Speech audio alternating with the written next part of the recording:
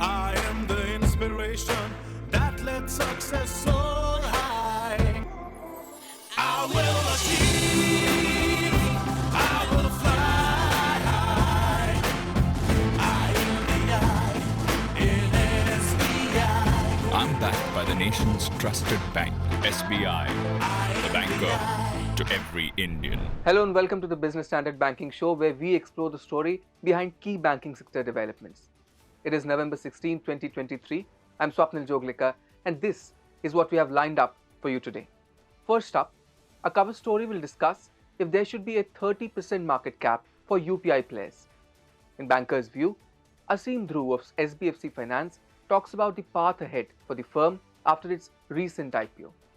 In Banking for You, we'll tell you what a systemic risk is. Then our consulting editor Tamal Bandapadhyay joins us to share his views on bad loans and more. At the show's end, we share the poll questions for this week. All this in today's edition of the Business Standard Banking Show. The National Payments Corporation of India, or NPCI, says no single UPI player should have transaction volumes of more than 30% of the total. UPI players have till December 31 next year to adhere to this proposed market cap.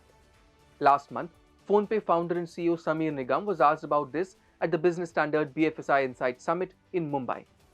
Nigam said that he had no answer on hand about how PhonePe, which has almost half of all UPI transactions in value terms, would deal with such a cap if and when it becomes regulated. In last week's poll, we also asked you for your take on the same.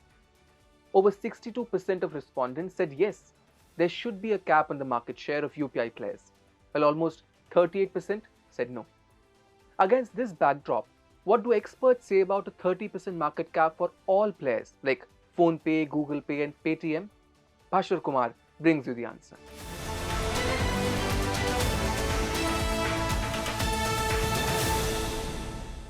The regulator has a view, NPCI has a view, we have a view, government has a view, Competition Commission I'm sure someday will. I've only asked two questions till now. We've not got an answer. One is, tell me what you expect me to do to reduce my market share. There's 115 other TPAPs. Somebody else has to outspend, outwork, outhustle, and pick up their market share. That burden can't fall on me. Second, I think we are all celebrating UPI success. But if there are another 600 million people left, are you telling me that as market leader, you want me to start telling them, don't use my app because it's the most popular, please go to the next person? That burden can't fall on me anyway. This is what Sameer Nigam, founder and chief executive of PhonePe, had to say when asked about how the Walmart-owned fintech would deal with the proposed market share cap for UPI players if and when it becomes a regulation.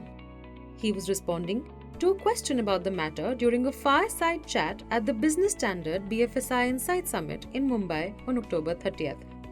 NPCI has extended the deadline for UPI players to adhere to a market cap of 30% by 2 years to December 31st, 2024. First introduced in November 2020, the guidelines require UPI third-party apps to adhere to a cap on transaction volumes. NPCI operates the UPI digital pipeline. PhonePe's share in the number of UPI transactions rose to 47.2% in June 2023 from 45.8% a year ago, according to NPCI data, and the digital wallet accounted for 49.8% of transaction in terms of value against 48.8% a year ago. According to Worldline's India Digital Payments Report in June 2023, PhonePe, Google Pay and Paytm accounted for 95.7% of all customer-initiated transactions in terms of volume, compared to 94.6% a year before. In terms of transaction value, they accounted for 93.7% in June 2023, compared to 93.4% in June 2022. One of the reasons for this dominance is that banks, which didn't see any money to be made on UPI transactions, left the space alone for third-party apps to flourish. Explaining that NPCI wanted the market to have more participation, Nigam pointed out at the BFSI summit that the likes of Tata Neu, Zomato, and Flipkart had also become third-party application providers. According to Nigam, as long as there was no barrier to entry, there couldn't be a demonstration of abuse of dominant share. When asked what would happen if the regulators asked the company to split into two in the future to reduce its market share, Nigam's response indicated that he did not want to focus on hypotheses. The PhonePe CEO said that he didn't have to worry about the matter and could only focus on governance and meaningful growth. So, what's NPCI's rationale for a market cap on UPI players? See, typically the regulators are looking at any operational risk or a systemic risk that is posed by these players. They have become systemically important in certain ways because the number of transactions are fairly large right now. So that is the rationale from a regulator perspective. But is a market cap the best way to achieve this goal? And should such a measure even be enforced? This market is growing at a very rapid pace. The digital transactions are increasing. There are many more areas, many more use cases to be covered with digital payments. And multiple fintech players like us are also working on several of those, right? So we believe that the cap is not the best way. The market will find its own equilibrium over time because there are several more use cases to be covered. Many players are working on it, right? And over time, this thing will settle down. So cap may or may not be the best way to deal with it. The alternatives are much more innovation in the areas to cover. There are the rural areas to be covered, the rural use cases to be covered. There are several more, right? So these are things that we work on, others work on. So that we believe is the way to go. And even if such a cap is enforced, what would be the right time to do so? I think there is a market share discussion to be had once you've actually penetrated deep enough. When the MDR in a particular industry is zero, when there is no natural business model, you will see a contraction of investment by stakeholders. So while there are 150 people, guess who's not advertising for the last 2 or 3 IPLs? We are not because of cap, but nobody else is. Why? You'll invest in a sector if you can make money. Okay. And that burden again is not on me. I didn't make MDR zero. So you can't say there's no money and then tell the people who are still investing in laying the railroad, don't invest. I'm taking a 10-year view. Either others take a 10-year view or you make it attractive in the short run. It appears that at least the industry is not in favor of a market cap.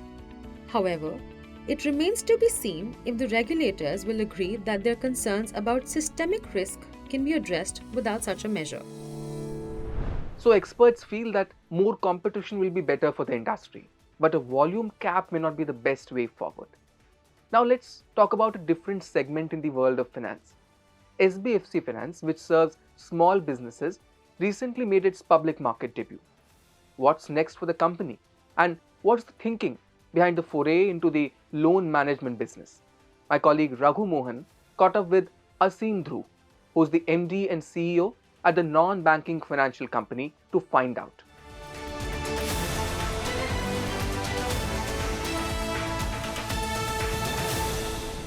Hi, Aseem. Welcome to the BS Banking Show. Good to have you here. Thank you for having me, Raghu. Pleasure. Yeah. What do you think is the differentiating aspect of your NBFC compared to others in a highly commoditized financial services market? So finance is a strange business where your raw material is money and what you give out also is money, and everyone's money is the same. When you use a product, an FMCG product, the product is different. And when you use a X brand soap, it is different from a Y brand soap. An X brand washing machine is different from a Y brand washing machine. It has differentiated features. In the business of finance, essentially what we are doing is the same thing. So it is difficult to differentiate yourself on neither is technology, and also any business which is highly regulated.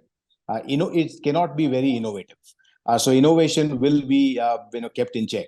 And therefore, your ability to really create moats around a product, a process, a technology is very limited. So in the long run, the fun part of this business is that everybody does the same thing, but everybody does not get the same results. So the only real moat that you have in this business is execution. And for some reason, the business is simple, that you give out a loan and you get the money back. But it is to do this through cycles, and to do it over decades has been incredibly difficult. So if you see the history of financial services in India, if you go back to 1990s, when the first wave of NBFCs began, at any point of time between 8,000 to 11,000 NBFCs have been at it. And then 95 private sector banks came in. And then you had public sector banks consolidating. And every 10 years, there is a wave that comes where NBFCs which were not that well run or well governed go under, and a new wave of NBFCs are born. So in this business, very few have lasted decades, and that is where the magic of compounding kicks in. So what we believe is that when the business is simple, what we need to do is very obvious. It is just that we need to have the discipline to do it without slipping any quarter. How is your coordination business coming along? Oh, that is when the ILFS crisis had happened, and when later the DHFL crisis happened, the banks had completely frozen lending to NBFCs at that point of time, and we were still a very young, very upcoming NBFC. So availability of bank finance was at a premium. And at that point of time, when the circular came, in 19, where they came up with the co-origination circular, we thought that this is an absolute brilliant initiative by the central bank, because it solves two problems. One is that it solves the bank's problem of originating business of a different kind that they originated from, because NBFCs historically have so NBFCs have been like banks have been rocks, and NBFCs have been sand between the rocks, which have filled the gaps that left by the big banks. So we were very good at originating customers, but at a balance sheet level, there is a weakness, because on the liability side, you do not have access to public deposits, which the banks have. So the banks have a very smart liability franchise. We have a very smart asset franchise, and this becomes a win-win, where we are able to originate customers and 20% with us and 80% with them, and allows us to really solve. One is that we would always have to borrow that 80 rupees anyway from the bank and onward lend, which would have taken that extra risk onto our balance sheet. While here we are doing direct lending, where 80% sits on books directly of the bank. And it has taken us 2 years to really put this in place. And I would really credit ICICI Bank for really coming forward to make this work. And in 2 years, we have now reached a portfolio of about 850 crores, and 20% of our monthly origination we are now doing under co-origination. So it has worked really well for us. We had to work hard on getting the API integration done, because technology transfer has to happen, where the file digitally has to move into ICICI Bank credit buyer. Their credit buyer also assesses the file. So we get the benefit of much more evolved than our credit stream looking into cases. And therefore, we benefit from their learning of the retail market over the decades. So in a sense, the portfolio really grown well for us. And hopefully we keep it at this pace, 18-20% of our monthly origination. Before I let you go, what is the thinking behind foraying into the loan management business? So actually, when I used to study the US markets, I would always see that in US, the originator is different. The mortgage servicer is different. And there are specialized mortgage service companies. And then this is parceled out into an MBS and sold down the line to investors. So in US, it has emerged very differently, and across the world, it has emerged a little differently. In India, somehow, even when securitization would happen, the originator would continue to be the servicer of the loan parcel. But at some point of time, when markets would mature, we would have a situation where loan managers would evolve in the ecosphere.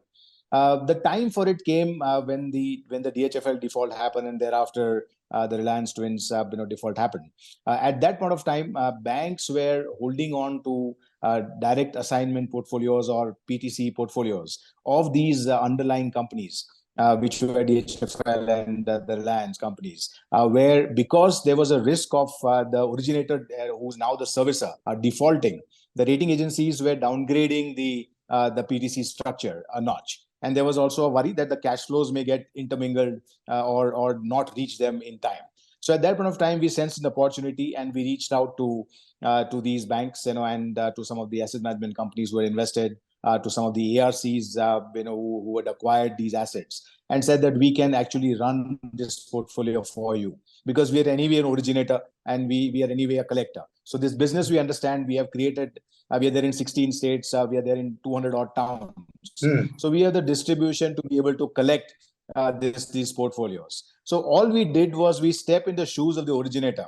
We created a middleware to allow the transfer of data from the host loan management system to our management system. We transferred the physical files, the custody of the files, the custody of the property papers, and are now servicing the loan end to end. So today, those customers call us if they need anything. We service them. We have a customer service numbers for them. We digitally reach out to these customers. We present their monthly EMIs. The EMIs straight go into the trust account or the concerned bank account. They don't touch SBFC. And we do the entire process, including loan mortgage foreclosures, including repossession, auctioning of properties, everything. So the legal process is behind. So effectively, it has worked out well for us. We have done it for multiple large Indian banks, and now a new business has emerged from there, which is as a backup service provider. So we have signed up with a few foreign banks where we are when they do the loan, when they take over a securitization transaction, a PTC structure, we come in as a backup service provider from day zero. So at the moment, we are managing about 3,000 crores of assets, and it's a business that emerged out of an opportunity. But we believe that this is a long-term sustainable business. Look forward to having you again. Have a good day. Thank you. Thank you. Thank you. You too. Earlier in the show, we saw how one reason for the proposed market cap for UPI players is that the regulators are concerned about systemic risk. But what is that? Raghav Agarwal explains.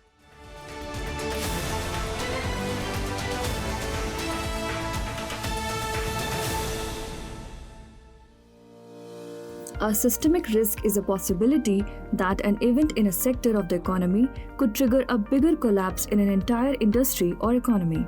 This risk is generally caused by the companies that are considered too big to fail and make up a significant part of the overall economy. These are also highly interlinked with other companies. The market investors can initially tackle this risk by adjusting their portfolio and moving to other companies and industries. A systematic risk is one that is already present in the economy. It does not impact a single company, but rather a whole sector or economy. This is caused by factors that are not industry-centric, and thus market investors cannot tackle this by diversifying their portfolio. Systemic risks arise from one company, while systematic ones come from bigger economic concerns like recession, high global inflation, geopolitical issues, interest rates, and corporate health. For example, the collapse of Lehman Brothers in 2008 is an example of systemic risk. The company was deeply ingrained in the US economy and generated a major potential risk for the global financial system. On the other hand, the Great Recession in the late 2000s is an example of systematic risk. Its impact was not on a particular company, but on economies across the globe. Another example of this is the fallout from war in Ukraine. In India, the RBI has designated 3 banks, namely the State Bank of India, ICICI Bank and HDFC Bank as domestic systemically important banks. These carry special significance in the Indian economy and have to adhere to additional regulatory requirements and closer supervision. The regulations these banks are subjected to include higher capital requirements in the range of 0.2% to 1%, liquidity surcharges, and tighter large exposure restrictions. In systemic risks, the government, along with the central bank, tries to reduce or minimize the ripple effect from the fall of a company. It may be in the form of regulations and, in many cases, bailouts. The government bails out the company or similar companies to prevent a spillover. For example, after the fall of Lehman Brothers, AIG Insurance was also on the brink of collapse due to its investments in subprime mortgages. The US government did not bail out Lehman Brothers, but it did so for AIG with loans of over $180 million to prevent the contagion. Sometimes the government may also choose not to intervene in the collapse of a company simply because the economy has undergone a major rise and the general markets need a correction. But it carries a high risk as it can destabilize the whole economy and impact consumer sentiment. I am the blue of the limitless sky. I am the inspiration that led success soar high. I will achieve, I will fly high. I am the I in SBI. I'm backed by the nation's trusted bank, SBI, the banker to every Indian. So the central bank has special checks and balances for banks considered systemically important. But what's happening in the larger banking universe on bad loans and loan recovery? Banking Show's regular host Ruchika Chitravanshi spoke with our banking expert Tamal Bandopadhyay. Here's the chat.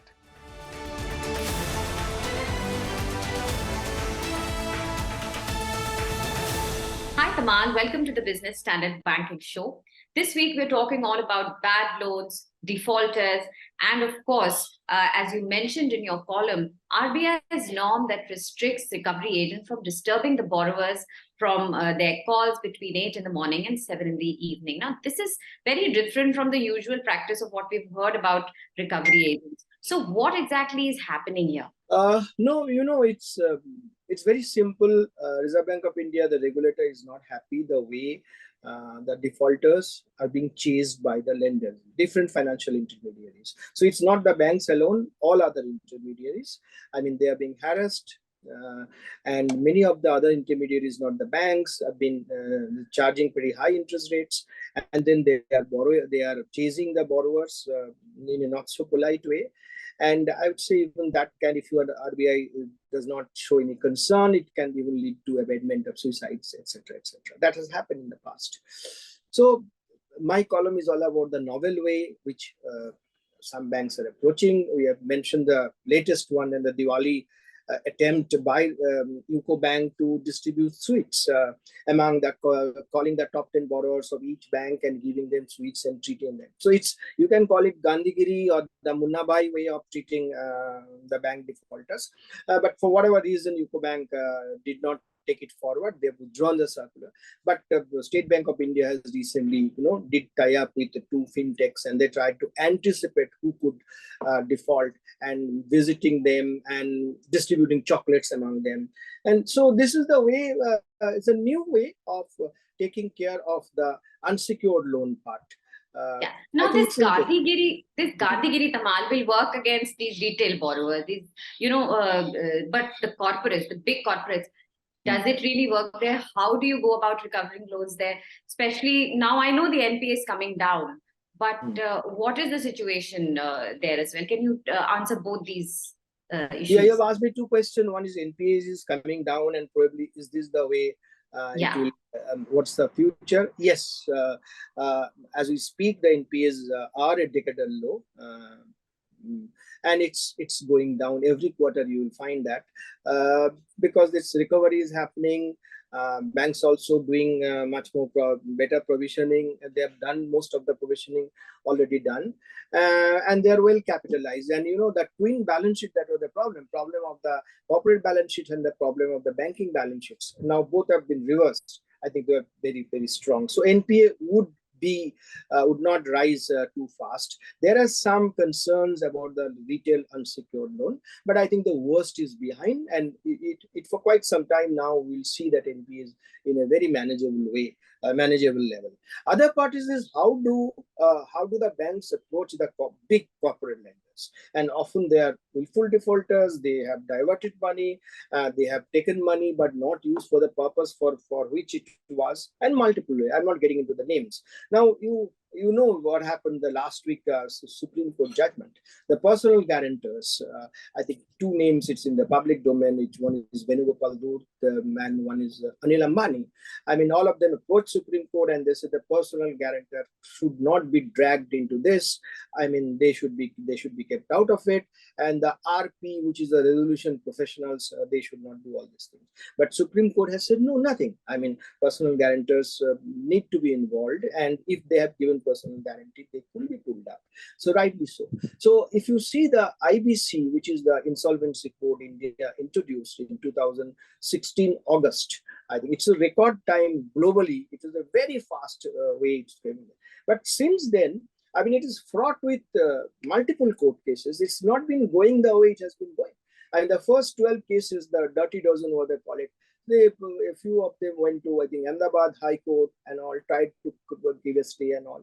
It did not work out. So the unscrupulous corporate heads and, the promoters, in fact, have been trying the ways to sabotage the IPC and the entire loan recovery movement, which has, through taking to court again and again. But I think the progress has been happening. Yes, if you look at the data, the way in the first round of recovery, second round of recovery happened, it's slowing down. In percentage term also it's slowing down, but we are in the right way. Tamal, you talked about the personal guarantor bit, and of course, Supreme Court has held up the provisions, the constitutionality of the provisions in IBC. But one criticism of this law has also been that it discourages promoters from giving guarantees. And there is also the criticism that IBC is not a recovery mechanism. And by invoking personal guarantees, maybe that is something that is being deterred. It's not in the spirit of IBC, which is of resolution and not recovery. So what is the flip side here? Rujika, I think you should be the lawyer on behalf of the promoters.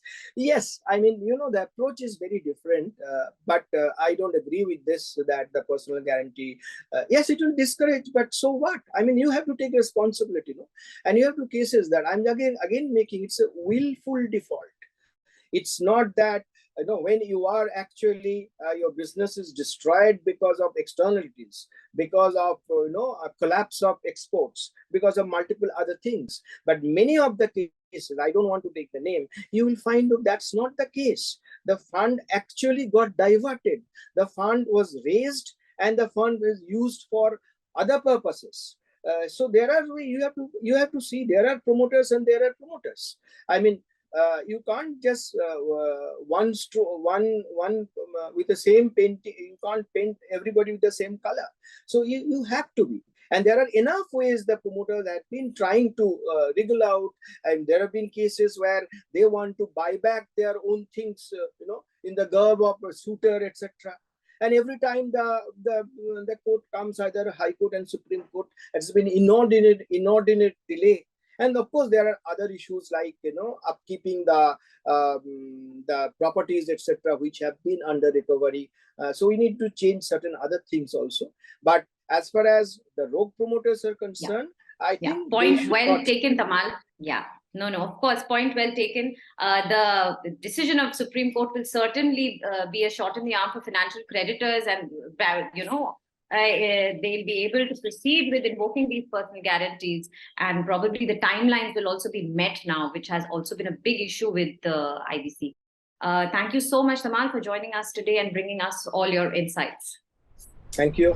So in the backdrop of the apex court denying IBC relief to personal guarantors, Tamal says we need to remember that there are promoters and then there are promoters. Meanwhile, bank interest rates are indeed very lucrative. Are you looking to benefit from that? That's this week's poll question. Are you moving money out of your savings account to fixed deposits or mutual funds? Our poll is open from today, that is Thursday, and you can respond on Twitter, Instagram, LinkedIn, Telegram, and our website. We'll be back next week with more news, views, and analysis. Thank you for watching.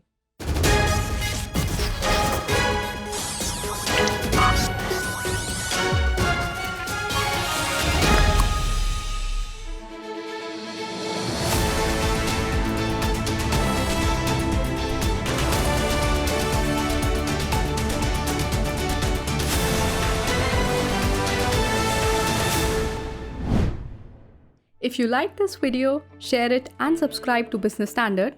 For more news, views and insights, log on to www.business-standard.com. Do also follow us on YouTube, Twitter, Facebook, Instagram, Telegram and LinkedIn. I am the blue of the limitless sky. I am the inspiration that lets success soar high. I will achieve, I will fly high. I am the I in SBI. I'm backed by the nation's trusted bank, SBI, the banker to every Indian.